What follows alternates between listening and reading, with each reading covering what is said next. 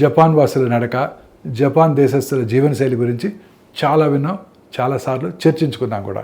ఇప్పుడు తలంటుకునే విధానం కూడా ప్రపంచవ్యాప్తంగా ప్రసిద్ధి చెందుతోంది. ఇవాళ దీని గురించి తెలుసుకుందాం. జపాన్ వాసులు తలంటుకునే విధానం ఖరీదైన ఉత్పత్తులతో కాదు, సరైన సమయం, తలపై చర్మం పట్ల తీసుకునే ప్రత్యేక శ్రద్ధ, గట్టిగా రుద్దకుండా మెల్లగా తలను మసాజ్ చేయటం, షాంపూను నీళ్లతో బాగా కలిపి వాడటం, చివరికి పూర్తిగా కడిగేయడం, ఇవే ప్రధాన అంశాలు. ఇలా చేయడం వల్ల తలలో రక్తం బాగా ప్రవహిస్తుంది, జుట్టు రాలటం తగ్గుతుంది, పొడిదనం తగ్గుతుంది, తల చికాకుగా ఉండదు. తల చర్మాన్ని జాగ్రత్తగా చూసుకోవడం వల్ల జుట్టు యొక్క సహజ నూనెలు కూడా సరిగ్గా ఉంటాయి. అంతేకాదు, జుట్టు కడగడాన్ని త్వరగా ముగించకుండా నెమ్మదిగా స్వయం సంరక్షణగా చేస్తారు. ఇలాంటి చిన్న చిన్న అలవాట్లతోనే పెద్ద మార్పు.